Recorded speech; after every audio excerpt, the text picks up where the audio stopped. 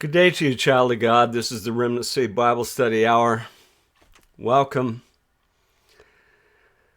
I want to go over exactly what the meaning of Zionism is, and when people use the word Zion, Zion is a hill in Jerusalem, but it's used in the negative sense of describing Israel and the people that believe the Palestinians have the right to the land of Israel and Israel doesn't. So if the definition of a Zionist is that you, as a Jew or even anybody in the world, if they claim that that land was given them by God, and it's their rightful land, it's rightfully theirs, they call them a Zionist because they don't believe that Israel is a legitimate state. They don't believe the 12 tribes of Israel actually ever owned the land. And I'm going to show you how this is just totally false. I'll show you the actual title deed given by God to Abraham, Isaac, and Jacob, and Abraham's seed. This is so well documented, and the word Palestine, Palestinian never shows up until the 5th century BC, but it's documented in the Bible that God gave the land to Abraham in 1400 BC, and beloved, that's over 3,400 years. So this land was given to the 12 tribes of Israel long before the Palestinians could ever lay claim to it. In a nutshell, Zionism is a worldly term used by mostly religious people, but it's also used by everybody else, and it's used as a pejorative to describe what's believed to be an illegitimate claim to the land of Israel. And I call them so-called Jews because actually the word Jew is slang. It's not even a real word. It's used for the tribe of Judah or Judean or Judas, right? But it's actually not a real word. It's like the English rendition of Judas. And it's this whole thing is actually much more than people really are looking at. It's the most disputed land in all of the world, and they've been fighting over this land for centuries now. According to Ezekiel 16, Jerusalem is the favorite place in the universe of the God of Abraham, Isaac, and Jacob. Also, it's the place of the New Jerusalem in Isaiah 65 and Revelation 22, and I just did a video on this, where the throne of YHVH will sit for all of eternity. And there's only two sides in the dispute for Israel, good versus evil. And that's what this amounts to, beloved. Satan and God. Satan wants to sit on the throne for eternity, but he is illegitimate.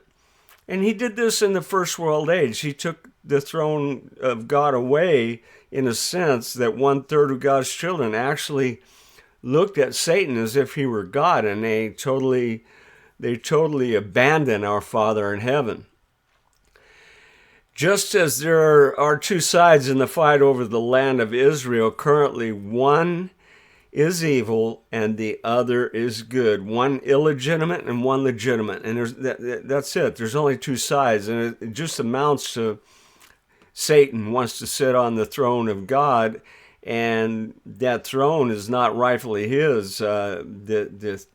That is God's favorite place in the universe. And all you got to do is read the entire chapter of Ezekiel 16. It tells how he married that place. That is his favorite place in the universe. And that whole chapter 16 is a beautiful allegory, metaphor, the way God looks at the land of Israel. The land of Israel was given to Abraham and Isaac, who was the seed of promise 1400 years BC. And actually Joshua is the one who came in and took possession of it. And beloved, did you know that God told Joshua to kill all the Canaanites, to kill everybody in the land? Because they had all mixed with the fallen angels. There were Anakim, which is called long necks. There was the king of Bashan, who slept on a bed that was 15 foot long and 6 foot wide.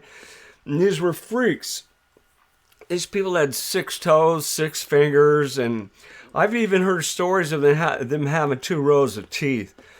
These were an abomination to God. And that was the reason why he flooded the earth during Noah's time, was to get rid of all these hybrids. But they came back like two more times. And God wanted Joshua to even kill their animals. I know that sounds really cruel, but that's just the way God operates. When a place has become beyond redeemable, he wants it destroyed. All right, and beloved, changing the name of a country doesn't change who the rightful owner is. Jerusalem was founded by the Jebusites and first called Jebus, and then David conquered it, and then after David conquered it, it was called Jerusalem, Yahurushalayim, the city of peace. Palestine doesn't appear in any written records until the 5th century BCE, and I already stated that in his stories of Herodotus. After Herodotus, the term Palestine came to be used for the entire region, which was formerly known as Canaan. So with that historical fact in mind, you can find this historical fact. All you got to do is this is in Britannica, Encyclopedia Britannica. This is well documented. With that in mind, and the claim of the so-called Palestinians is just absolutely ridiculous. And I'll even show you how ridiculous it is at the end of this video. And it was first called the land of milk and honey in Israel long before that. God, who owns the entire earth, gave the land to the Israelites, and the title deed is documented here.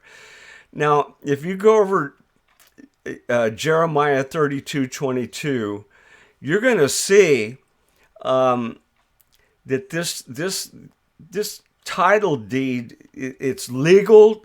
It's just like we would do a title today. It's like legal tender. This whole thing was completely legal and recorded and documented for Hananiel to preserve for a latter time, meaning latter time, the latter days, and I believe it was 1948. This prophecy came true to the T. All right, Jeremiah 32:22, and hast given them this land which thou didst swear to their fathers to give to them, a land flowing with milk and honey. And Jeremiah said, the word of the Lord came unto me, saying, now take this is what the word of the Lord came to Jeremiah. 32:7, behold, Hananiel, the son of Shallum, thine uncle, shall come unto thee, saying, buy thee my field that is in Anathoth, for the right of redemption is thine to buy it. Verse 7 tells Jeremiah to buy the land of Israel before the king of Babylon takes it during this time. Jeremiah was to seal the deal for the redemption of the land of Israel at a latter time. This is the actual title deed to the land of Israel that was laid forth by God Almighty, and then in 1948 the land of Israel was redeemed, just as God said it would be. And now Israel is a nation state once again. And any claims to this by foreigners is invalid. Any peoples that they're just completely fake. The whole thing is so ridiculous, beloved. So now we go to verse 8. So Hananiel, mine uncle's son, came to me in the court of the prison according to the word of the Lord, and said unto me, buy my field, I pray thee, that is in Anathoth, which is in the country of Benjamin, for the right of inheritance is thine. There it is. And the redemption is thine. Buy it for thyself. Then I knew that this was the word of the Lord. And I bought the field of Hananiel and my son's uncle. that was in Anathoth, and weighed him the money, even 17 shekels of silver. Imagine that, 17 shekels of silver for the land of Israel. And I subscribed the evidence. He wrote it down, he subscribed it, and sealed it, and took witnesses, and weighed him the money and the balances. See how legal this is?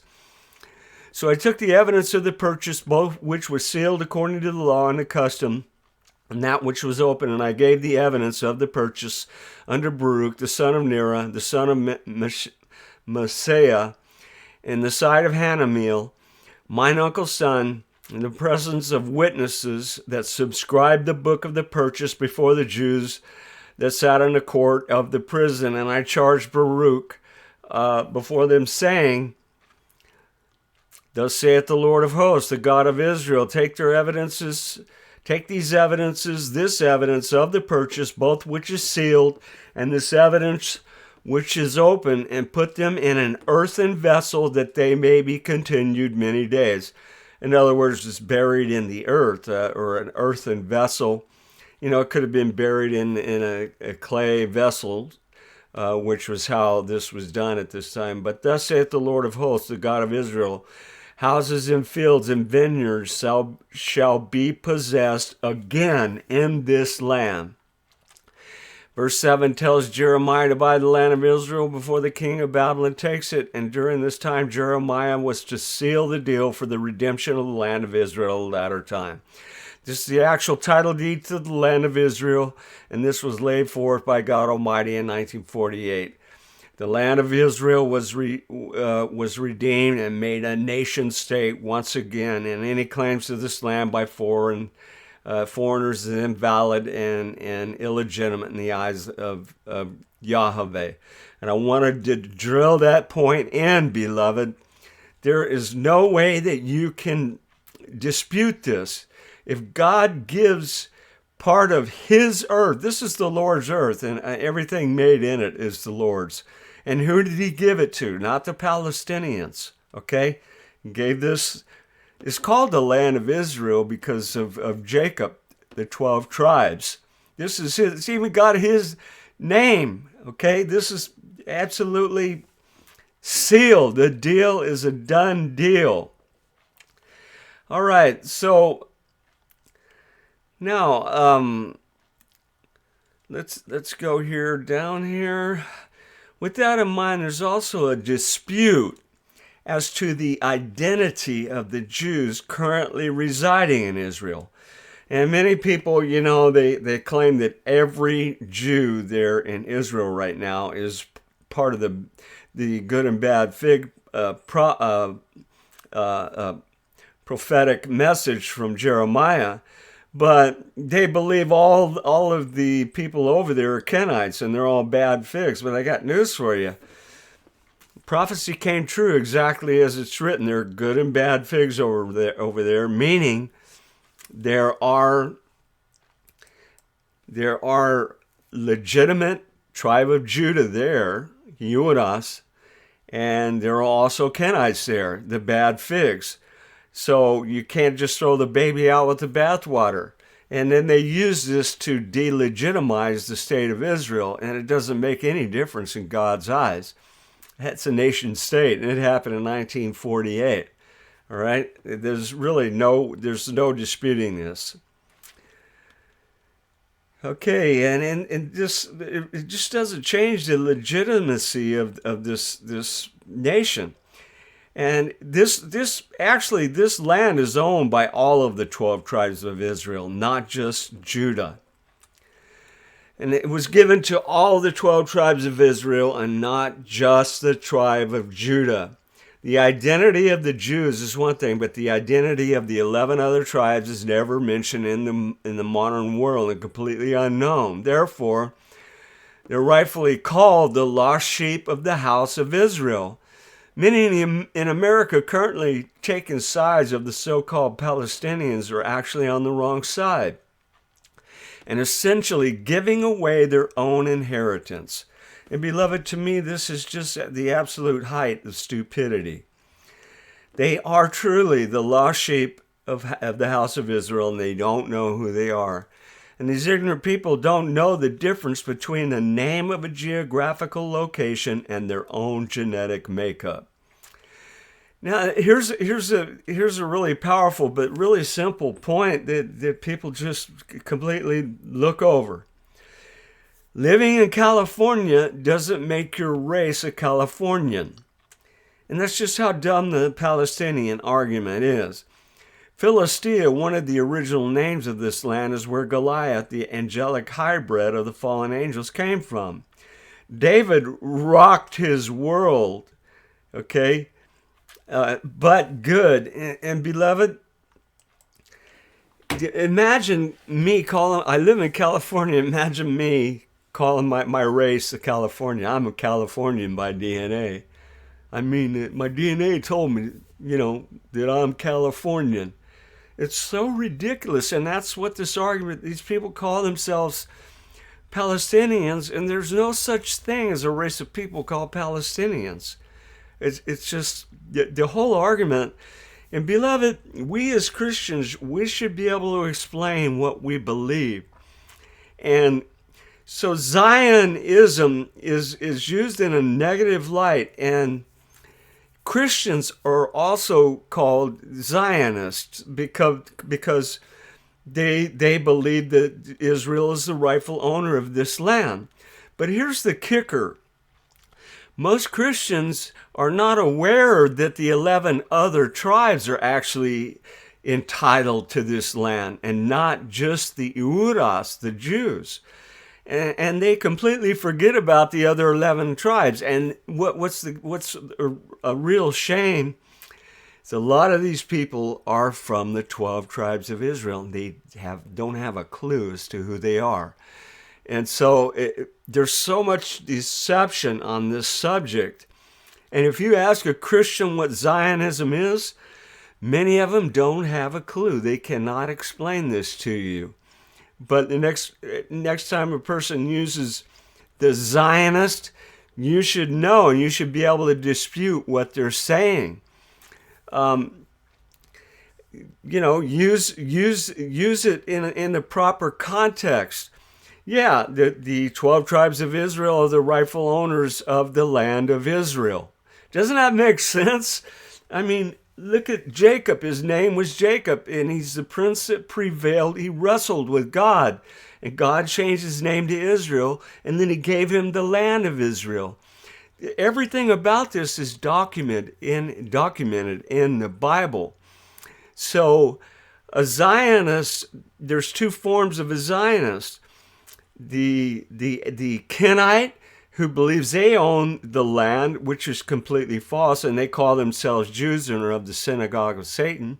And then you have the Palestinians, who also claim that the land is theirs, and they believe that the true tribe of Judah are not the rightful owners.